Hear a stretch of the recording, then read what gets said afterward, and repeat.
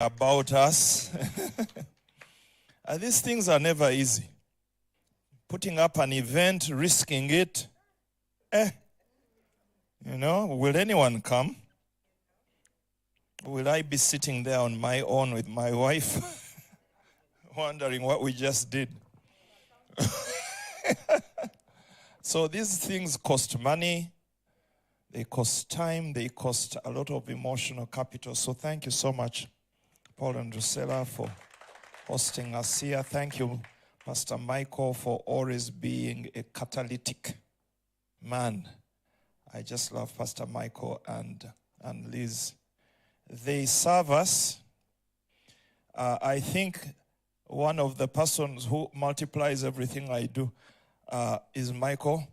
You tell Michael, I want to do something small. He says, no. Make it bigger. So I don't want to talk to him anymore. Just to keep my budgets under control. But thank you, Michael, for always being. He's like the first member of LCF family in terms of how much he believes in us. Ladies and gentlemen, my darling wife, Pastor Grace. Yes, it's been 34 years. And I got a sense we are the longest married in the room. Can I announce to you, there is no graduation.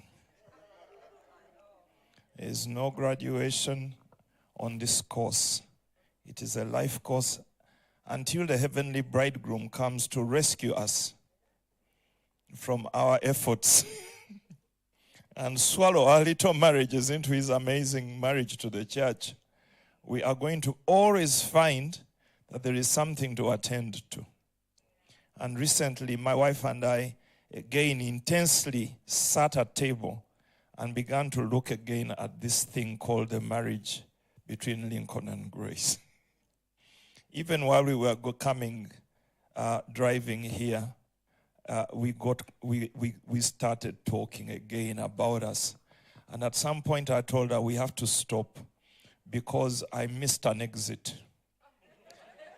And we ended up driving. I told her, you see, I can't drink and drive at the same time.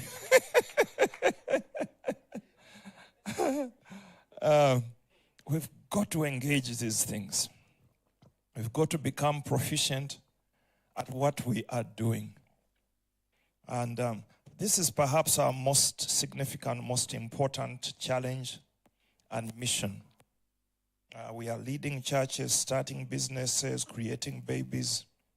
But the creating of successful, sustainable, flourishing marriages remains at the center of it all. Please remember that we are just mirroring a spiritual reality, which is, number one, the oneness in the Trinity. The Lord your God, the Lord is one. Hear, O Israel. The Lord your God, the Lord is one. And so, God being one, needed to create man and image, man in his image and likeness. And so, God is many persons, three persons, one God, and he wanted three persons, oneness. The third person, by the way, is himself. Still, the formula is three becoming one. Father, Son, and Spirit, husband, wife, and Christ. A code of three cannot be easily broken. So you need to understand, you and I have an impossible assignment. Because we are supposed to become as one as God is with himself. That's intense. And I tell you, after conducting multiple wedding ceremonies, many of them exchange rings. Many of us exchange rings and remain individual. And we become an alliance with a mortgage and several kids.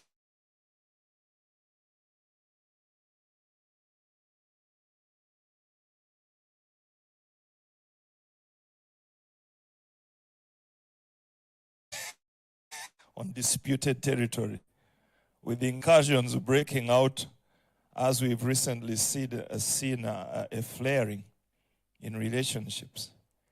And you are suddenly asking, where are my socks? Where are my socks? You know? And trouble breaks out in the house. And people die. Hearts are broken. Dreams are shut. And God is saying, that's not the order. It's supposed to be. Jesus said, we are to be, a man shall leave his father and mother and cleave to his house, and the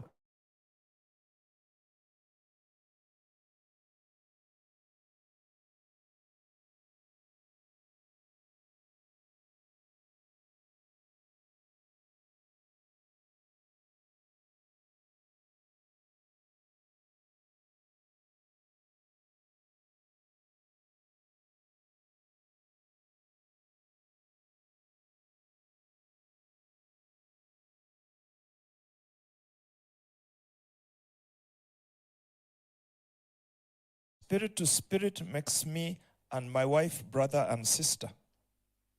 Soul to soul makes us friends. Body to body makes us husband and wife. But all three must happen. You can't say just spirit to spirit. That is church. Soul to soul, those are friends. But body to body, that's reserved for a married couple. And so a marriage are two believers who are great friends and are allowed to make babies.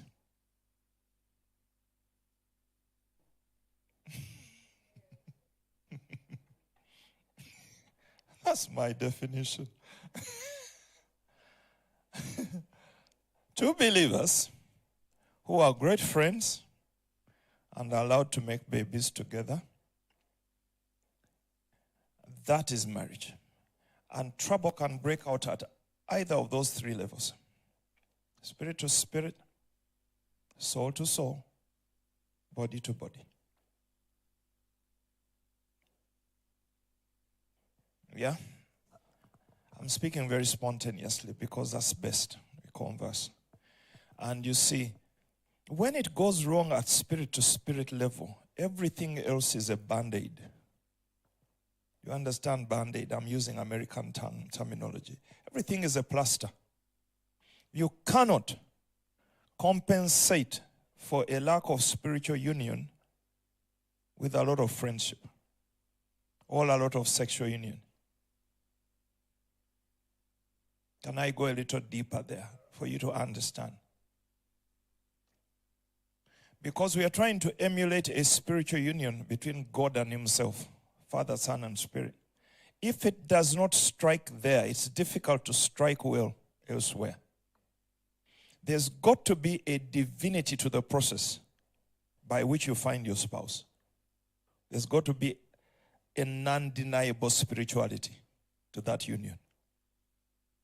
Which is why it's difficult when you marry a non-believer. And these days I qualify that. I say somebody who is going to stay with the Lord, because we've married them at church. They are both born again, supposedly. They both come to church. And then a few years later, one of them does not want to know anymore. And we are suddenly caught up in a dangerous relationship. Should we open a door and let a draft come in? These guys are committed to creating Dubai right indoors. You requested for Dubai. You like Dubai? Okay, we'll swing between Dubai and... Oh, my days, yes. It's melting. It's melting point up here. But I'm sure... You're seated but feeling it. Yeah, if you're in the floor of that, yeah, it keeps as long as I touch it. Where was I? Before Dubai got in. The spirituality of the union. Have you seen large trees fall? Large. The stem of the tree is so large, but there's a huge hollow in the middle. Have you seen them collapse in the storm? You say, what brought this tree down? And then you get to it, and there's a hollow you can stand in. It's over 6 foot wide because it looked big outside, but there's a core vacuum. And I find that unless there's a clear sense of God's commission putting you together as husband and wife, if you ask me the key to Lincoln and Grace failing everywhere and we are not a perfect marriage, God put us together. It was a supernatural orchestration. And that is scary to mess around with. When you can see the footprints of God leading you to this union, you better sit up and take note. And if you mess with that scenario, God, I don't know what he will do to you. So I fear God over my marriage. So after I've terrorized that woman, I stop and say, I'm going to give account concerning this. Because God announced me to her before I arrived at university. He says, there's a guy coming here, his name is so-and-so, he shall be your husband. So when God has proposed for you, you better sit up and take note. I was privileged to have had that. But it shows God is serious about marriages. They are not a joke. They are structures of stewardship. Husband, wife.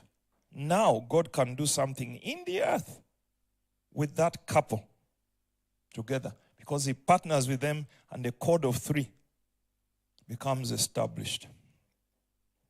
And what you see here is the product of that woman collaborating with Jehovah God in the construction of this man. And the mess of it, the ups of it, the downs of it are all part of that orchestration. So I want you to look at that spouse of yours and recognize they are on a mission. They are on a mission, on a divine mission. Have you looked at them? Yeah, you are looking at a servant of the Lord. And the way they frustrate you and thrill you is all part of the mix.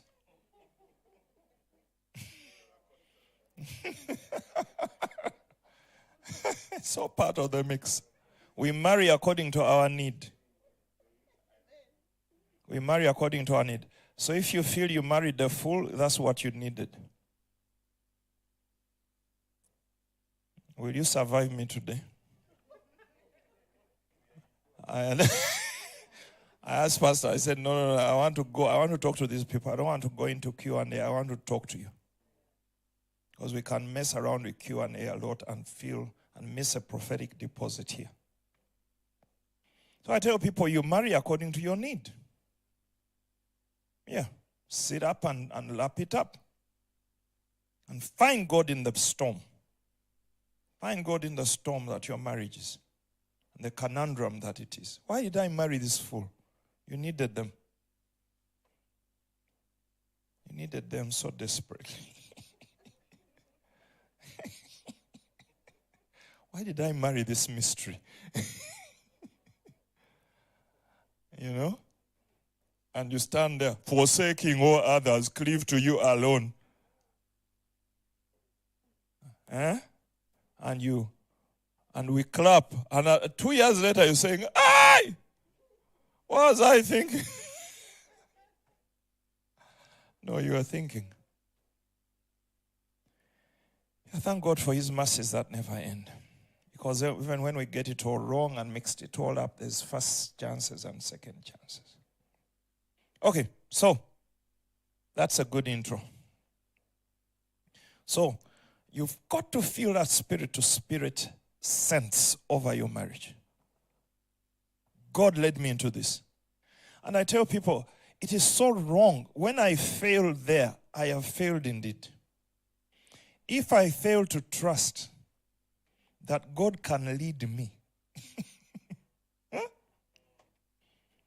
to such a decision, when I fail to trust God that he led me, how will I trust him again over other things? He's got to be in this. it just shows how much I need to dig, how much I need to pray, how much I need to die and break and follow. Yeah? So spirit to spirit, then on top of that we build soul to soul, which is friendship connection.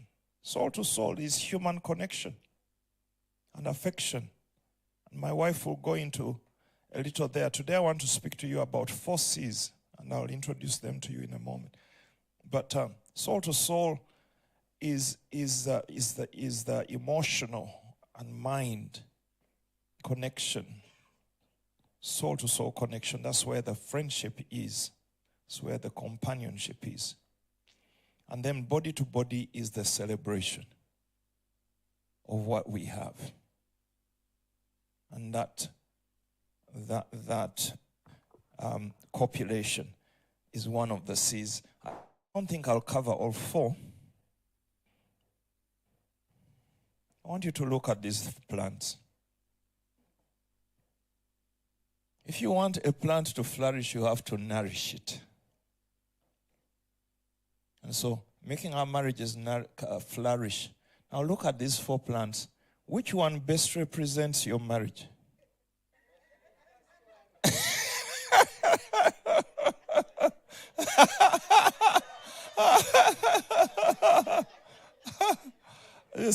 This is what happens to plants in my house. I always start with fervor. When somebody gives it to us, I typically don't buy potted plants. And some people believe we deserve them as gifts. But the story of what follows next. Potted plants. How many here are green-fingered and you make plants work? I'm looking around the room. Oh, okay, a couple of people, you make plants work. God bless you for having green fingers. I kill plants. I don't even, and I have a degree in agriculture. So I don't know what happened between the degree and now. It's just that I took on a better species. I raise Homo sapiens, not plants anymore. And so I'm too busy looking for people. Plants die in my care. But this is, potted plants, like marriages, you don't just own it. You don't just buy it. You've got to commit to it. And you've got to understand its unique nature. Some of them hardly need watering. Some need light. Some need shade. Some need regular feeding. Some need being left alone. Some need a bit of pruning. Some need staking and propping and support. So which version did you marry? Which version did you? What are the basic ingredients of running a man like Kazibwe? Paul. Drusilla has to find out which version of man have I married. Because we can't copy and paste everything from each other. There are some uniquenesses that you may have to take on. But I just thought I'll use images because they are quicker to remember and cover a lot of territory. What kills plants? Lack of water. These are all, they are symbolic of things we need. We need refreshing in our marriages. This is a refreshment moment. You come here and you say, I could be doing this, I could be doing. No, let's stop long enough to refresh our marriages. Plants need refreshing. We need refreshing. They need sunlight. You can use that to talk about inspiration. Going to Dubai. Hallelujah. Nutrients, feeding. Most marriages die of ignorance. Yeah. You don't know anything. I don't know anything as knowledge intensive as marriage. You cannot be an ignorant man or woman and enjoy a great marriage. You cannot be ignorant and have a good marriage. And amazing, you'll be shocked at how little people know about marriage, relationships, conflict management. I'm going to take you through a lot of stuff here. Most of it will just be point, and then I'll sit down and I'll be done. So we have a lunch at 12:30, so I'm going to take 15 more minutes. I'll have a little more time after. But I want to just drag you over a lot of territory if I could and leave you hungry. Because I was telling Pastor, we don't need this once a year. We need this regularly. We need it online. We need it in retreat. We need a movement. Because I tell you, friends, there's nothing as miserable as a bad marriage. It doesn't matter how big a car you drive, how big a company you have, if the home is miserable, there's no joy to all these things. So, sunlight, nutrients, attacks by pests and diseases, competition with weeds. You know? And we could go 10 feet deep with all this stuff and add things. But you know, sometimes what kills us are things we've allowed to come in. My wife will be talking about third parties who enter the space of the sovereign marriage, whether by invitation or by assault. People who knows their way into sacred space, whether invited or whether they've crept in, whether it's a person or an object or a dream. For some, it can be a passion, can be a car. And the husband got a car. You know? And this wife was fighting with her husband because this voice navigation called Susan was saying, at the next junction, turn left. And the husband, I love Susan. Susan. And he says, you are telling Susan you love her. When last did you tell me you love me? You know. Anyway.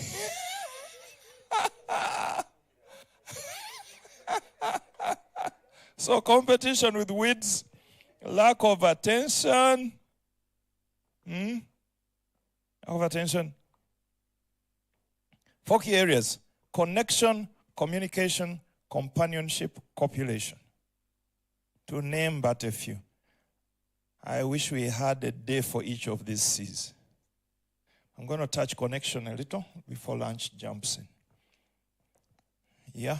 So, what is it that connected you guys? What is it? What was the connection? What's the spark point between you two? What's the hook? What's the nature of your connection? And these things are good to not just, we don't know. It was lovers first sight. What do you mean? Yeah, you don't have to probably know, but it's important to say, what is it? What happened then? How did we come together? How do we grow that? How do we preserve that and protect it? Yeah? But let's talk about connection first. And my wife and I came up with these 2 elements of connection.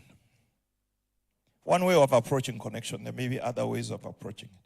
But we're talking about 2 elements of romantic connection. One being the chasing, the other being the embracing. These are 2 symbols. Chasing and embracing. We're talking legs and arms. So we use the analogy of legs and arms. You need legs to chase. You need arms to embrace. So in this room, there are 4 types of couples. 4 types of individuals, which create a whole mix of combinations. We are about to find out before lunch break which version you are. Now, do you see where this is going? Now, which year was it when when the eyes opened? I was singing with this girl. We were in the same worship team. We were doing missions. Then one day a bell went ting. And the scales fell off my eyes, and I knew she was mine, meant to be mine. But the soul to soul was already in place. We were good friends, and the spirit to spirit was there. Now God was just taking it to the level where we can take it to body and to body. Now we are inaugurating a platonic relationship into a fully blown romantic relationship. Thank God that foundation was in place. It is not uncommon for God to say, that's your wife. And now you have to work backwards. And find out, okay, who is this person? God is showing me is my wife. Any people in the room who are like that? God just showed you, that's him. Or that's her. And you think, hey, Lord, wait a minute. Yeah, but ultimately, there are these two elements, chasing and embracing. Yeah? So, that's the idea. So there are 4 romantic types. I always think in pictures. So there's the inert lover, the insecure lover, the responsive lover, and the whole lover. So inert is where we're going to go first. As you notice, there are no arms, there are no legs.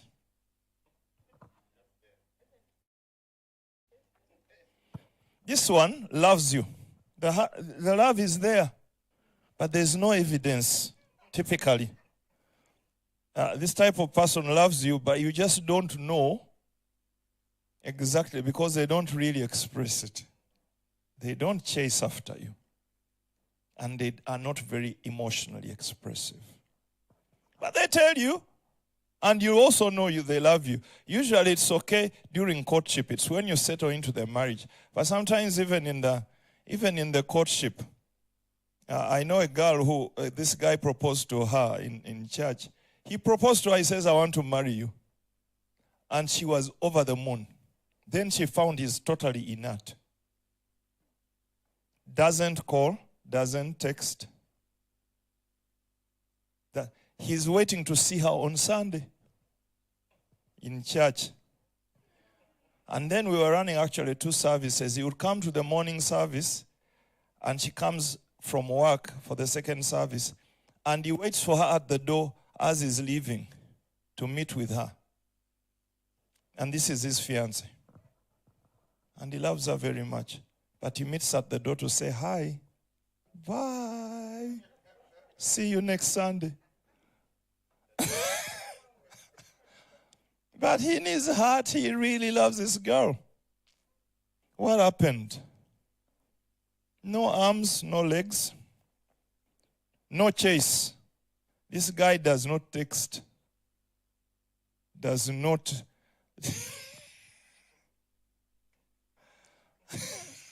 non-expressive lover. No chase, no express. I love you, but you do all the work. Is the slogan of their life. Now, of course, I have expressed the worst extreme.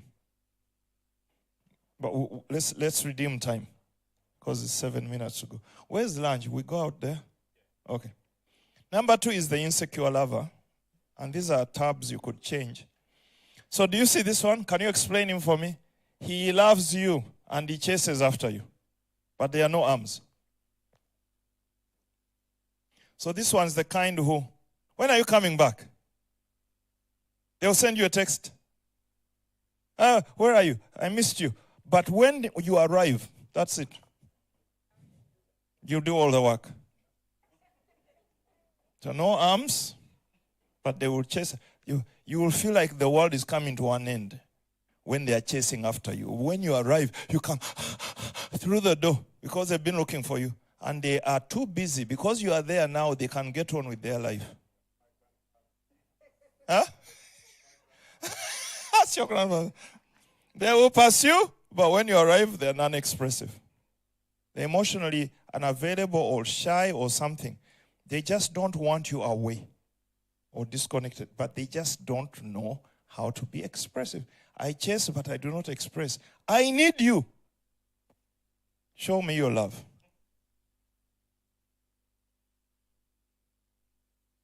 Okay. Quickly. I told you I'll take you quickly. Now this is a responsive one. You notice no legs. Love is there. Very expressive.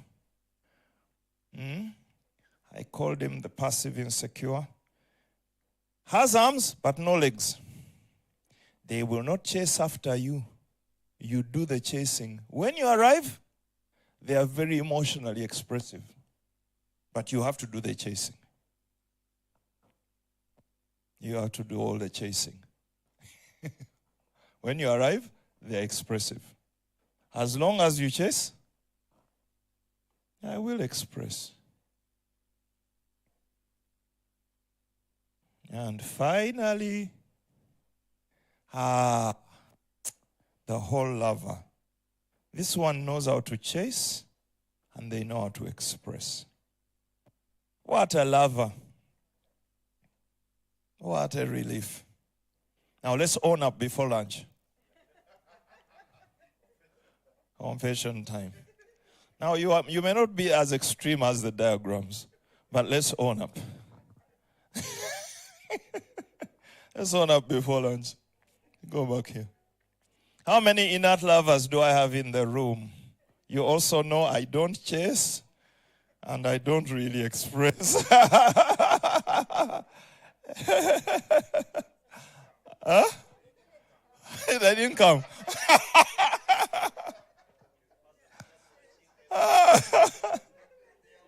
Huh?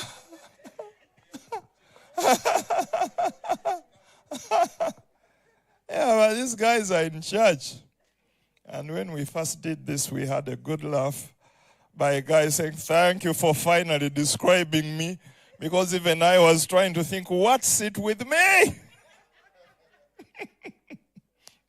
Another one saying, "Thank you for describing my spouse, because I feel like I don't understand. I have to do all the chasing, and I have to do all the expressing, and it's like a wooden block with very little emotional content." Okay, there are no inert people in the room, or they are hiding their presence. Okay, how many are chasers but not expressors? You chase, you chase, you chase, you chase, but once you are in their space, you want them to do the work. Anyone in the room? No one? This group, I'm beginning to doubt it now. Talk to your spouse. Okay, talk to your spouse. Let me give you guys. Talk to your spouse. Let's first allow you guys to discuss. So break away from everybody else and talk a little. Talk a little amongst yourself. While you are doing that, I'll invite my wife to talk about herself and talk about me. That way we can model for you transparency and openness. Come here so that they can. 2 minutes it claims we'll be done by then. Hi everyone. So I'm definitely this one. The responsive one.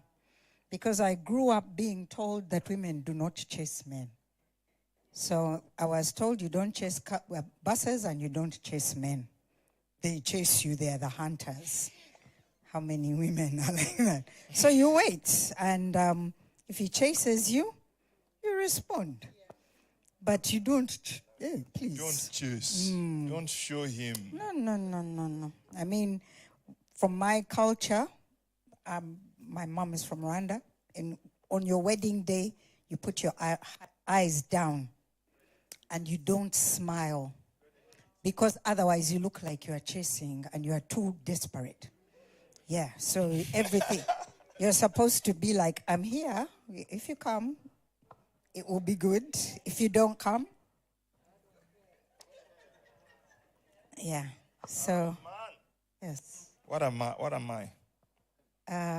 Somewhere between this one and this one. So I jump.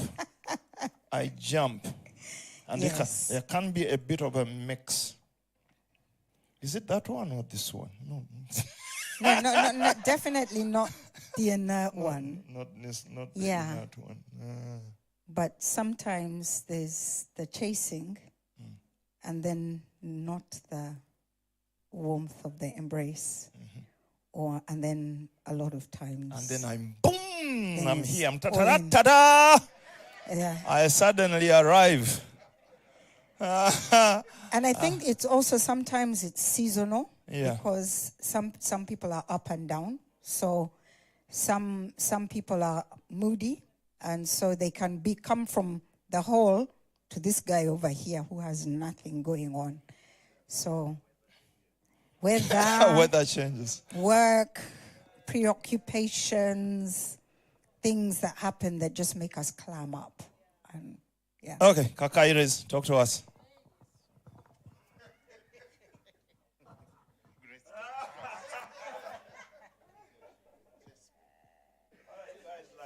What is he like?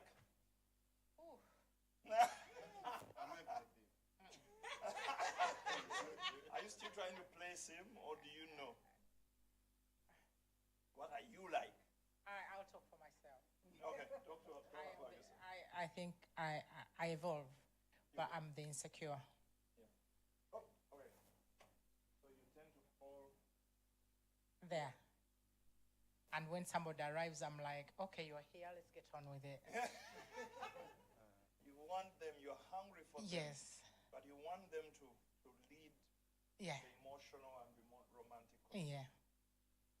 Is it a girl thing? I don't know. Yeah, I think that especially for us who became Christians young,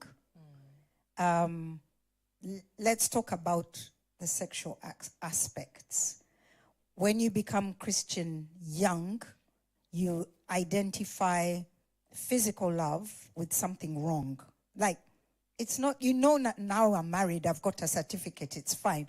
But you have been so drilled into it that in a sense you feel like, no, I can't chase him around the room. Come on, guys. Like, how? So I think some of that is built in. Mr. Kakai, Yeah, I think what is she like? I think she's kind of right, but she's very embracing. So once you are Yeah, she's very embracing. Yeah, but obviously we evolve, and we are better now than we were then. But myself, I would think I grew up knowing about all the talks and the playground and with men, with women. I mean, everybody described a proper man to be able to chase. So I grew up with that, and I think that's where I started from. It had to be me. So it is a kind of a responsible duty to chase. So when you chase somebody who is hard to chase, by the time you get to them, you're actually tired to embrace. Yeah, so you need some more recovery, then you go to the next phase. But the good thing is that I found her very embracing. So it makes life easy. Yeah. Yeah. But Mr. Kajo has to tell us where he falls.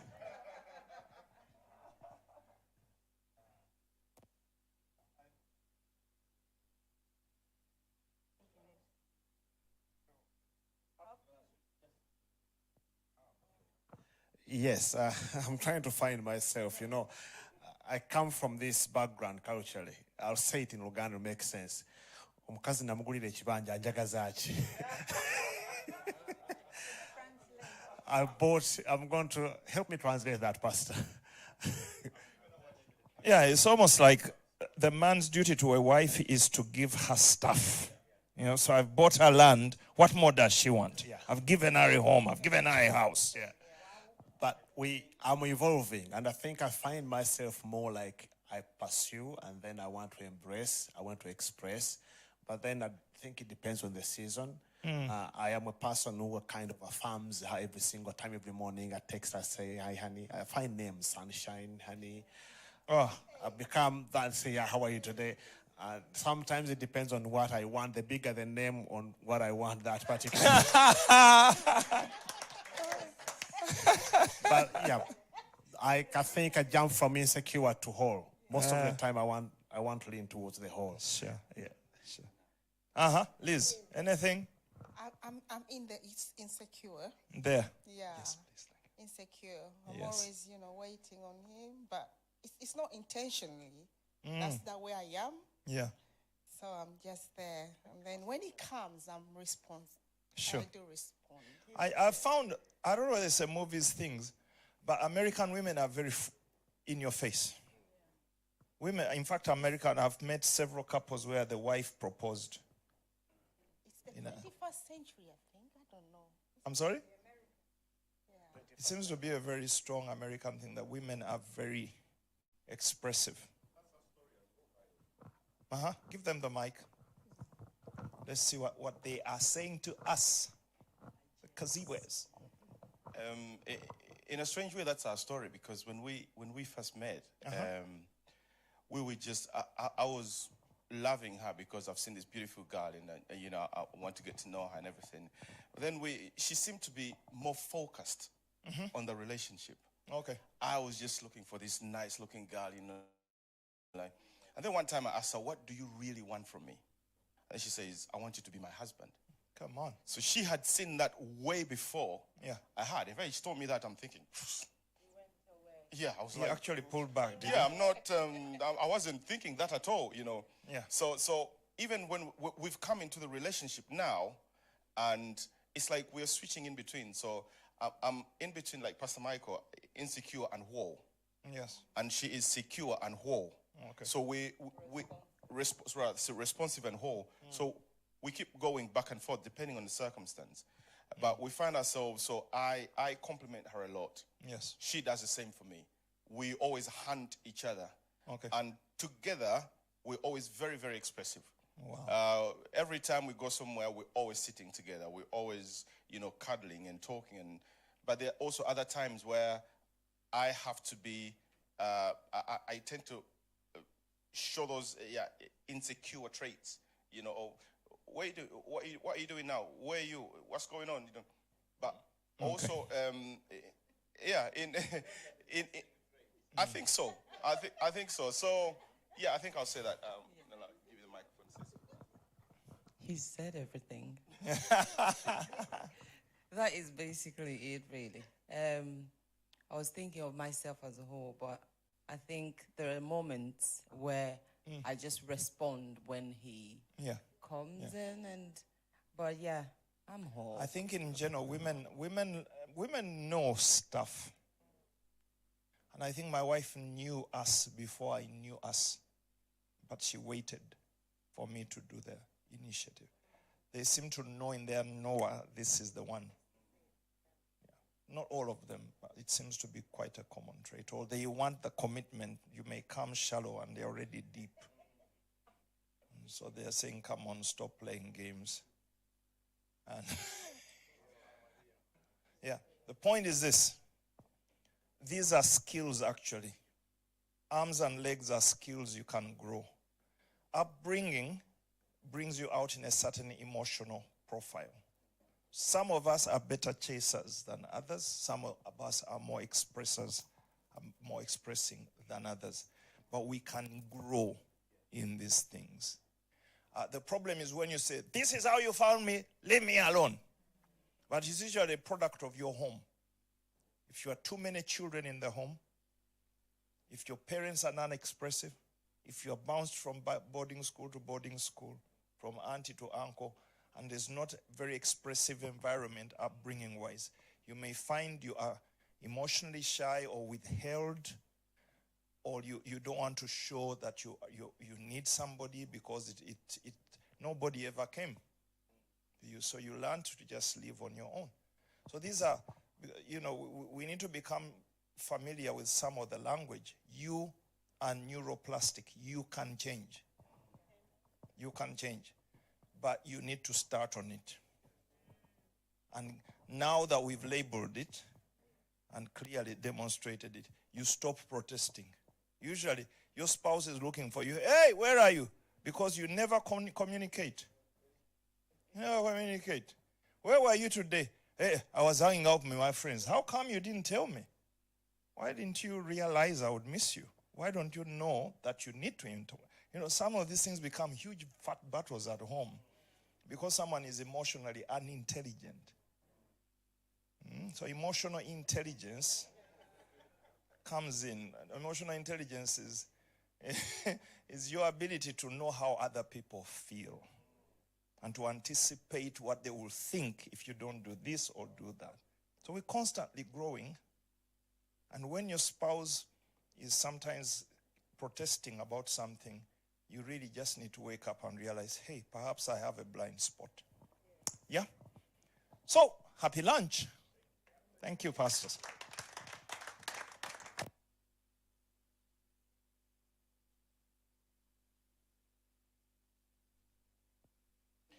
Thank you, Pastor Lincoln. Good gracious me, I'm looking forward to the next one now.